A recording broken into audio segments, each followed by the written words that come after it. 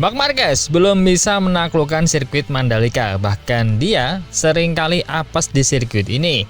Sirkuit Indonesia ini menjadi sirkuit yang angker bagi Marc Marquez. Dan kemarin sayang sekali karena balapan terakhirnya di Mandalika membuatnya menjadi seperti Jorge Martin. Dan ada dua tim KTM yang keduanya kok jadi makin aneh. Dan juga Quartararo yang ternyata kemarin kakinya terbakar sob. Lah kok bisa? Seperti apa lengkapnya? Kita bahas.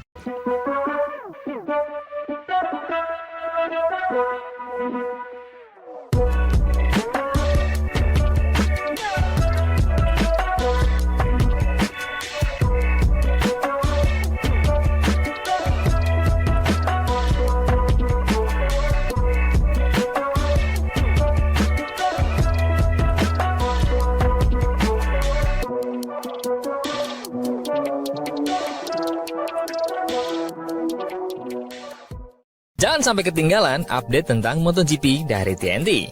Dengan cara ketik hashtag MotoGP di kolom pencarian agar kamu bisa mendapatkan pilihan berita menarik yang kamu cari.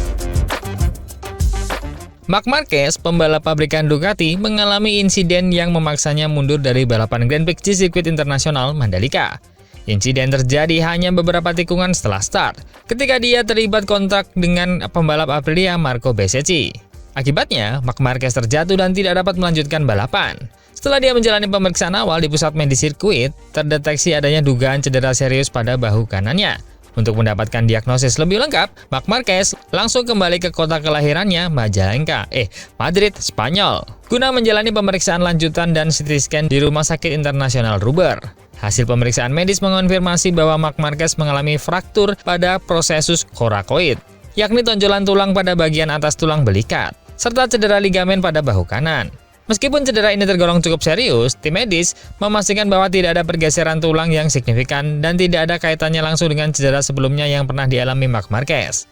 Ducati menyatakan bahwa perawatan akan dilakukan secara konservatif, tanpa melalui prosedur pembedahan. Metode pemulihan ini mencakup imobilisasi, yaitu pembatasan pergerakan bahu yang cedera hingga proses penyembuhan tulang dan jaringan lunak selesai secara menyeluruh.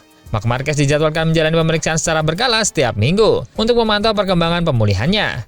Dengan cedera tersebut, Marc Marquez dipastikan akan melewatkan dua seri penting, yakni Grand Prix Australia dan juga Malaysia. Kembalinya ke lintasan akan sangat bergantung pada hasil evaluasi medis ke depan. Meski kecewa harus absen, pembalap berusia 32 tahun ini menunjukkan sikap positif dan bijaksana.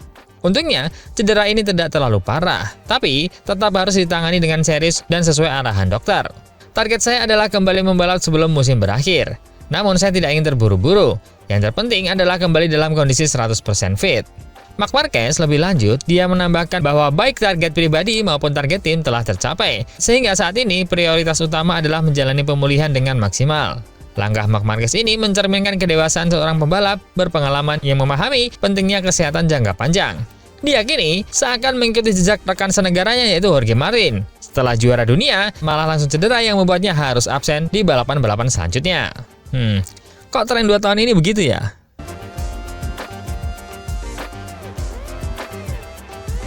Berita kedua ada Enea Bastianini yang membuktikan bahwa KTM unik sob. Kalau tim utama maju, tim satelit pasti kesulitan.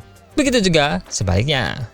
Bastianini di musim ini, perjalanannya di MotoGP belum sejalan sesuai harapan. Setelah hanya mampu finish di posisi ke-11 pada Grand Prix Jepang di Motegi, nasib kurang baik kembali menghampirinya di Mandalika. Pembalap asal Italia tersebut mengalami cedera dalam sprint race pada hari Sabtu, dan kemudian terpaksa mundur dari balapan utama Grand Prix Indonesia. Usai menjalani 13 putaran, Bastianini yang mengendarai motor KTM dan memulai balapan dari posisi ke-17 terlibat duel dengan Joan Zarco dari Honda. Sebelumnya memutuskan untuk kembali ke pit. Saya mengalami masalah teknis. Akhir pekan ini terasa berat bagi saya rasanya. Seperti hari Senin yang terus berulang. Ujar pembalap berusia 27 tahun itu mengungkapkan kekecewaannya. Meski demikian, Bastianini tidak lupa memberikan apresiasi kepada timnya. Para teknisi bekerja keras sepanjang Sabtu untuk memberikan motor terbaik di hari balapan. Sayangnya, saya belum bisa menunjukkan performa yang maksimal. Beberapa lap awal terasa cukup sulit, dan kecepatan kami memang masih kurang baik. Di tengah tantangan yang dihadapi, Bastianini tetap mencoba mengambil sisi positif dari akhir pekan yang sulit itu. Aneh memang, tapi ada juga beberapa kemajuan yang bisa kami catat. Di tikungan-tikungan cepat, kami menunjukkan peningkatan, dan secara keseluruhan kami bisa bersaing lebih baik di beberapa sektor. Bastianini menjelaskan bahwa sasis alternatif saat ini telah tersedia untuk semua pembalap, sementara komponen lengan ayun baru masih hanya dapat digunakan oleh Pedro Acosta. Kami memang memiliki kesempatan untuk mencoba sasis tersebut. Saat pengujian sebelumnya, saya masih belum yakin. Sulit membedakan mana yang lebih baik. Tapi sekarang, setelah balapan, saya bisa melihat dan merasakan perbedaannya dengan lebih jelas. Menjelang Grand Prix Australia, di Phillip Island, Bastian ini pun mulai mempersiapkan diri secara mental dan teknis. Dia menyadari bahwa kondisi cuaca di sana seringkali menjadi tantangan tersendiri. Angin di Phillip Island biasanya sangat kencang. Sejujurnya, saya bukan penggemar angin, tapi tampaknya saya harus mulai menyukainya. Enea menunjukkan sikap pantang menyerah. Dia dan timnya berkomitmen untuk terus mencari solusi teknis dan meningkatkan performa motor demi hasil yang lebih baik di seri-seri tersisa musim ini. Tapi, ada yang unik nih sob.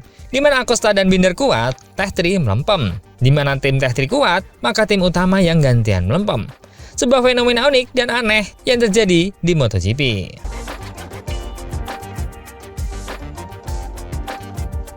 Berita ketiga, ada Quartararo nih yang kakinya terbakar pas di Mandalika kemarin. Fabio Quartararo harus puas finish di posisi ke-7 dalam Grand Prix Indonesia yang berlangsung di sirkuit internasional Mandalika. Meskipun berhasil menjadi pembalap Yamaha terbaik di garis finish, juara dunia MotoGP 2021 itu mengaku bahwa balapan kali ini penuh tantangan, baik dari sisi teknis, strategi ban, maupun kondisi fisik. Pembalap asal Prancis itu mengungkapkan bahwa dia terpaksa menggunakan kombinasi ban keras dan ban belakang lunak dalam balapan 27 putaran tersebut, karena hanya pilihan itu yang menurutnya cukup baik untuk menghadapi kondisi lintasan. Namun keputusan tersebut membawa resiko tersendiri. Saya merasa seperti terbakar, ujar Quartararo saat diwawancara usai balapan oleh RRI. Enggak ding. Saya berada di belakang banyak pembalap. Panas, dari knalpot mereka terasa langsung ke kaki saya. Sangat panas. Kondisi itu benar-benar membuat saya kesulitan. Meskipun demikian, dia menilai dirinya mampu mengelola ban belakang dengan cukup baik sepanjang balapan. Saya rasa saya mengendarai motor dengan cukup cerdas. Saya harus benar-benar menjaga kondisi ban belakang agar tetap stabil sampai akhir. Namun, masalah lain muncul. Saat mencoba menyalip lawan, Quartararo mengakui dirinya kesulitan untuk menyalip karena kehilangan kecepatan di tikungan. Masalah yang telah membayangi performa Yamaha sepanjang musim. Saya tidak bisa menyalip siapapun karena saya mulai menjauh saat keluar tikungan. Itu sangat menyulitkan. Di sisi lain, rekan setimnya Alex Rins sempat menunjukkan performa impresif sepanjang akhir pekan. Rins lolos kualifikasi di posisi keempat, terbaik bagi Yamaha di musim ini, dan bahkan sempat melaju hingga posisi kedua dalam balapan sebelum akhirnya finish di posisi ke-10 akibat keausan ban belakang. Rins menggunakan kombinasi ban lunak Michelin yang sama di belakang. Quartararo tak ragu memberikan pujian kepada rekan setimnya itu. Saya tahu persis apa yang terjadi. Saya berada di belakangnya selama 2 atau 3 lap dan tidak bisa menyalip. Tapi kemudian ban saya mulai menurun, dan dia menyalip dalam beberapa lap saja. Saya sempat berpikir, saya tidak yakin dia bisa bertahan sampai garis finish. Tapi dia mampu menjaga kecepatannya untuk waktu yang cukup lama, 7 lap sebelum finish. Dia masih berada di posisi kedua, dan saya mulai bertanya-tanya, apakah saya terlalu hati-hati dalam mengelola ban saya? Quartararo juga mengomentari karakteristik Yamaha yang cenderung kehilangan performa begitu ban mulai aus. Masalah utama Yamaha adalah saat ban mulai drop. Performanya langsung hilang total. Saya rasa itu yang terjadi pada Alex Rins juga.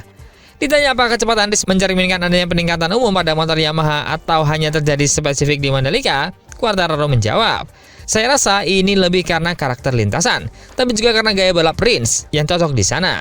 Saya pikir Raul Fernandez dan juga Luca Marini sempat melebar, jadi dia bisa menyalip keduanya. Dia juga cukup kuat saat melawan Pedro Acosta, tapi jelas terlihat kekuatan Acosta dengan KTM berada di level yang berbeda. Meski kecewa dengan akhir pekan yang dirasa salah satu yang terburuk dari sisi feeling berkendara, Quartararo tetap melihat sisi positif dari penampilan rekan setimnya. Saya benar-benar terkesan dengan cara Alex membalap akhir pekan ini. Dia sangat cepat dan menyenangkan bisa melihat data darinya. Saya bisa belajar dan melihat di mana saya bisa berkembang kalau nggak pindah pabrikan.